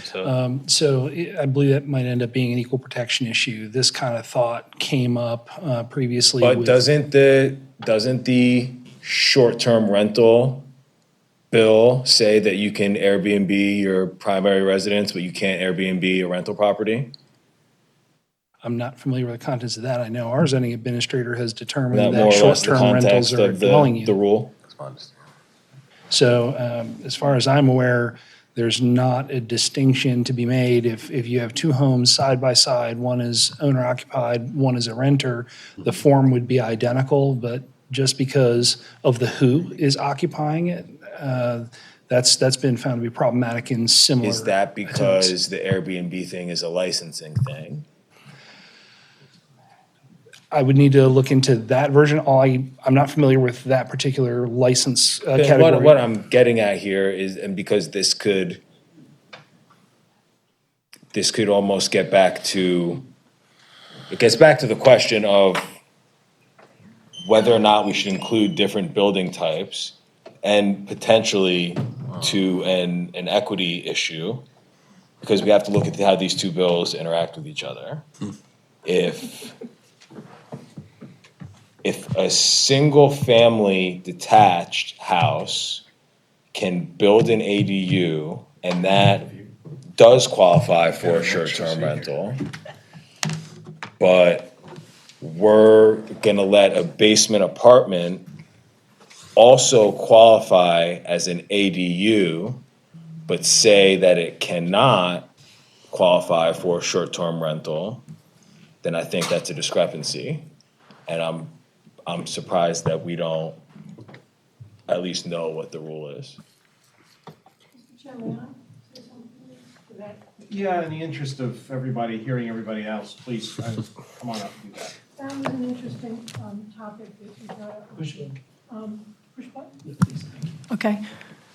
The interesting thing is that the state law has something about that in it. And in what it talks about, and again, we're only talking about the detached now, but it talks about what kind of restrictions you can and you cannot place on the ADU. And it talks about the fact that you may, the local jurisdiction may impose short-term rental restriction, may do that, that's allowed. The private covenant is not allowed, but it does this, the bill, the state bill that was passed, did that under the real estate, real property article. And so it's related, it's part of the policy. You think about that, you have to think about that when you're doing this, just like you're saying, do we, is it a short-term rental situation or not? But it may actually fall under a different, fall under a different part of the code. We just still deal with it now at this policy stage. But yeah, short-term rental restrictions are allowed if you're building ADUs in the detached districts. Yeah. Thank you. I hope that helped a little bit. A little bit. Thank you. Okay, I was working my way around. So, Ms. Lewis, do you have anything you want to say? Potentially, I can also defer to the deputy mayor, so if he has any comments. I don't have much substantive to say other than that this is obviously a sticky problem, and this city is generally aligned with the intent of the bill to create more housing and more units. But this is, like many state laws, something that makes a lot of sense, or is very clear in its application in less dense areas of the state. We want people to be able to build a little mother-in-law apartment in their backyard. Here, it's trying to fit it into this dense weave of other pro-density laws that we already have in place. So it's almost our consistency with the intent of the law makes it very difficult to adopt. So we have a tricky drafting problem. It's not going to be resolved today. It also doesn't seem incredibly problematic if we delay this somewhat to make sure we have it integrated in the way that we want, and we've accounted for all of these complicated overlays and cases we're dealing with here. Thank you. Commissioner Jolin? No extra comments, thank you. Commissioner Griffin? No extra comments really, but my question was sort of, or my thought was sort of along the lines that you raised in terms of row houses. And when you're on a block, you might have a single family, you might have one split in two, you might have one split in three, go back to another one, a single family. I don't understand why only the single families would be allowed to do an ADU and the rest would not. So that is problematic to me. Councilman?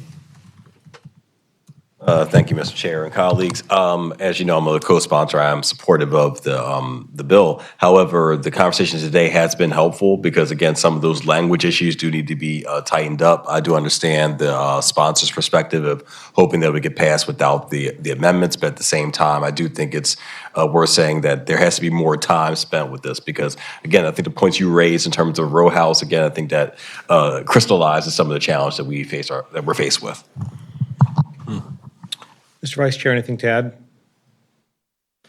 Okay, well, I think that it's evident to me that we ought not to act upon this today. I think I'm trying to figure out what's the most productive thing we can do today.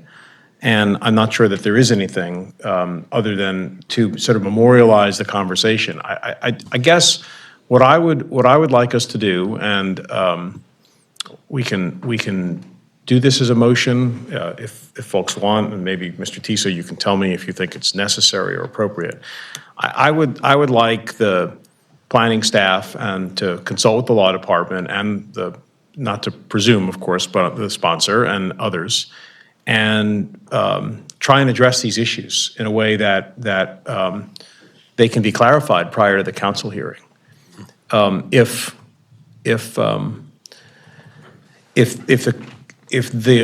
that group of folks thinks that it ought to come back to the planning commission, then it'll come back. But I'd like it to come back with some of these issues worked out with some explanations and some decision points, if it's possible, and some more clarity to sort of anticipate these issues.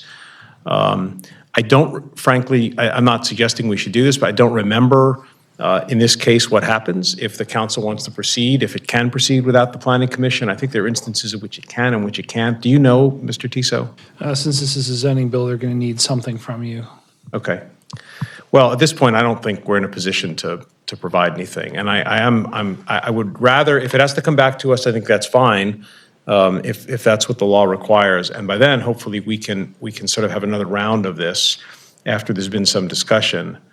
I don't think that the October deadline, first of all, I think we could meet the October deadline if we set our minds to it, because we certainly have before met deadlines. There are ways to do that.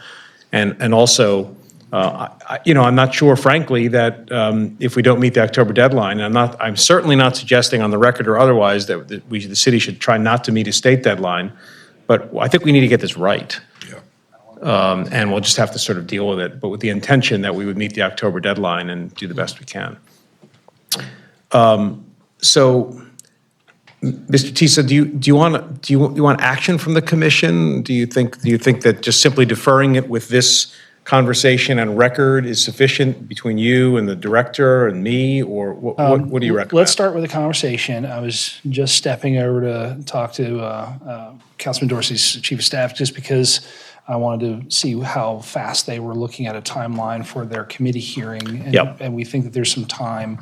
A complicating factor, both Caitlin and I are out for the July meeting. Not sure if that's helpful or harmful to the cause, but I think let us do some background discussion and see what that turns up, and then we'll get back to you.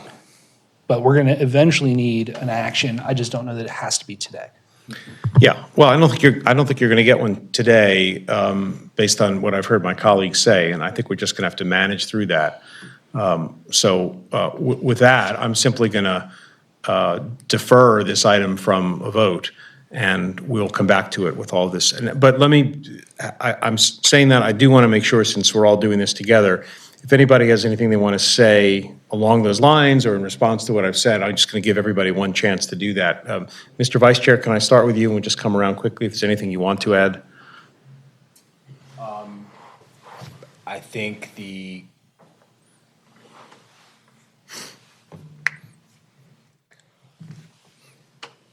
that we should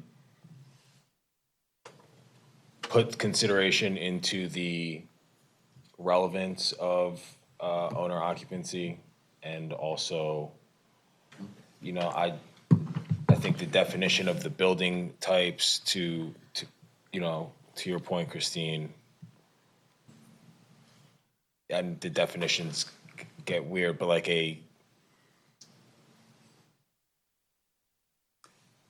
detached, semi-detached, attached. Those are types of structures, not, independent of what's going on inside of them. And so finding a way to clarify that definition, I think, will help in the sorting of this. The only thing I would add is, again, I agree with the idea of the consultation with the law department to be on the same page, but I'm fine with it on both sides, it coming back here and coming before it goes to the council. I'm fine with that. Thank you. Commissioner Griffin? I have nothing more to add. Commissioner Jolin? Commissioner Lewis? No, nothing further. Commissioner McCoach? Nothing to add. Deputy Mayor, not that the office gets to speak twice necessarily, but if you have anything to say, we'd be happy to hear it. Well, being as though I don't know what we're talking about, I abstain. Yeah, that makes sense. Is there anything that you wanted to say?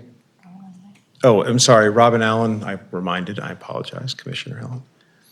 Commissioner Mr. Allen? Chair, you know I would speak up if I had anything to add. I won't let you forget me. I know, and I'm really, but I'm nonetheless, I should be more attentive to that, and I apologize. No, it's fine. The director reminded me, as she does, so. Thank you. I Sorry? don't have anything to add. Thank you. Thank you, Commissioner. Director Sutter, is there anything you want to add to this discussion? I want to make sure you have the opportunity at least to comment if you think it's helpful. Yeah, I think I've enjoyed following along on the discussion. I think there's a lot of good points raised. And to the question of typology and multiple buildings on site, and the question of a single family versus a multifamily, adding an accessory dwelling unit, there are all kinds of instances across the city where we have multiple multifamily buildings on one site. So it's a timely discussion. We've also seen a lot of, maybe not a lot, but there have been instances in the recent history in which a subdivision project didn't move forward with their full subdivision. So we have instances of multifamily uses that appear to be row houses in other parts of the city. So I think it is something that needs to be studied, and I fully support the postponement of the item so that we can give this its due conversation. Thank you. and I'm sorry to go from the heavens to the opposite, but I have one very quick narrow question as I'm just looking at the bill. This sort of waiver of the bulk and yard requirements that's in the bill that basically says if you're doing this, you don't have to abide by the bulk and yard requirements. where is that coming from? Is that just coming from a practical realization that otherwise you have to deal with the bulk and yard requirements? Is it, the state law doesn't require, I don't think, bulk and yard requirements to be overwritten in furtherance of the ADU policy, or does it? Do you know if? No, that's just our practical concern because we suspect that a large number of these would end up in front of the BMZA for variances if they didn't have that exemption in it. What does the state law, what does the state expect you to do in that situation? Do we know? I mean, it's foreseeable, right? That you have a conflict between the underlying bulk and yard requirements and the compelling, compelling of an ADU. Theoretically, yes. I mean, we were not consulted, and I don't think we were the target jurisdiction that the state had in mind. In fact, I really think they were looking at the fringes. So I think they leave that to the locals to work out because it's silent on it. So, I mean, everybody's code is going to be a bit different. We have 3 categories of county in the state that, derive their controls in different ways. So I think it's not possible for the state to prescribe it. Could you, though, put that on a specific list of questions where you could talk to the state and ask? Because I'm just struggling with how that works. And I agree that the bill needs to address it in some way, along with the other conflicts potentially that have been identified here today. But I'm just wondering how the state conceives of that. It doesn't seem like work it out locally is really what a fair thing for the state to direct. Thank you. I'm sorry to go back to that. Okay, well, I think everybody's been heard. Does anybody feel like they've not been heard on the subject? Okay, looking around. All right. Well, I think, is that our last item for the day? It is. Okay, so is there a motion to adjourn? I thought Commissioner Jolin, is there a second? Second. Second, Commissioner Griffin. All those in favor, aye. Aye. Opposed, nay. We're adjourned. Thank you very much.